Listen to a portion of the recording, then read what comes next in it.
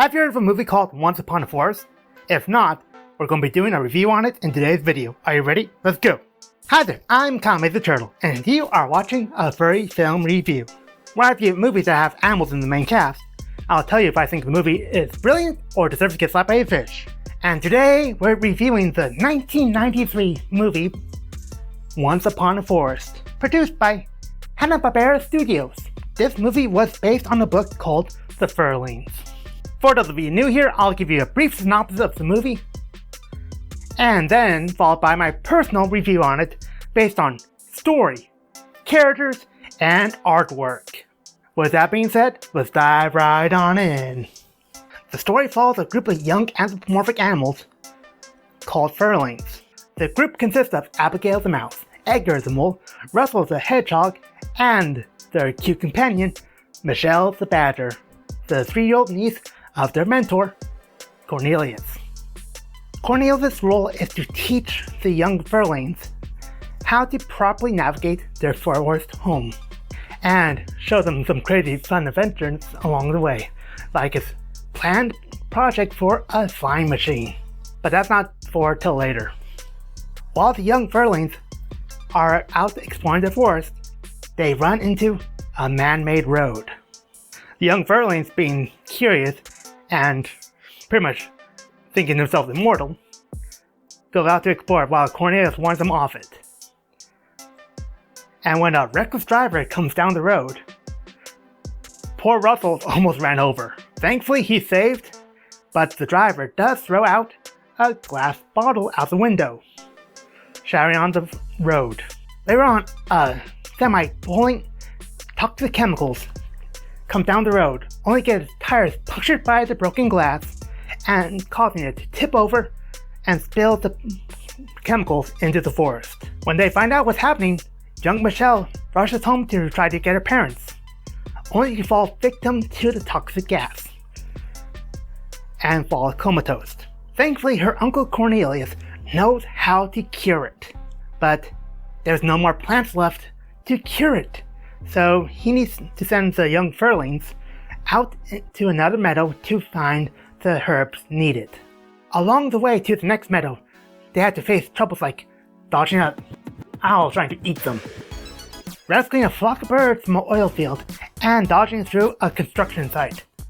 When they get to the next meadow, they find the first herb they need easy enough. The second one is at the top of a cliff, and there's no way they can climb up to it to get the herb. Thankfully, they remembered Cornelius' flying machine and decided to build it for real. They managed to construct the flying machine, grabbing the herb needed, and trying to fly back to their home meadow. To save some time, of course, because no way they're walking that distance, only to end up flying into a storm and crash landing. Thankfully, they're in the right forest, and they rush back to help Michelle, only for poor Edgar to encounter something truly scary. Humans. But are these good humans or bad humans? You have to watch the movie to find out for yourself. Where can you watch the movie? I'm not sure, honestly. But I believe you should be able to find it if you look it hard enough. Alright, now on to my actual review bit. Let's start with story. Overall, at the core of the movie, it's a story about our effects on the environment. Because the majority of the issues that the Furlings had to tackle was man-made. From rescuing the birds from the oil field, to the construction site, tearing up of the forest, and even the spilled chemicals. It was all humans' faults, and our effects on the environment.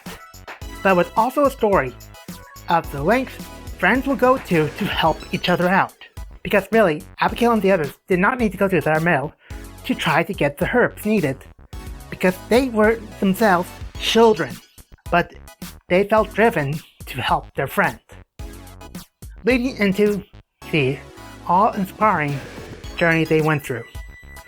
So overall, if I think the story is brilliant or deserves to get slapped by a fish, I think the story was brilliant. Now let's move on to characters. For the characters of the main cast, each one was fleshed out.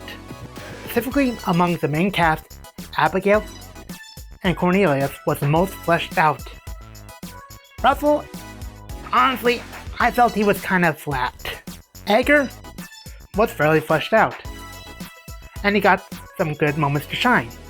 Russell was just kind of there. Yes, he played an important part in getting the herb from the cliff. But at the end of the day, for the majority of the movie, he was just there. The secondary characters throughout the movie was hit and miss on being fleshed out. Was there some that was interesting? Yes, like Phineas, the head of the flock of birds. Others were fairly flat. In my opinion anyway. But hey, they only had so long to get these characters fleshed out through the movie. So I'll give them that. Overall, do I think the characters are brilliant or deserve to get slapped by a fish? I'm going with brilliant. And now artwork. This movie was done with traditional 2D animation, with gorgeous background artwork, colorful character designs, and animation that flowed smoothly. The people over at Hanna-Barbera Studios who did this movie did it perfectly in my book. So yeah, I think the artwork was brilliant. Overall, do I think the movie was brilliant or deserves to get slapped by a fish?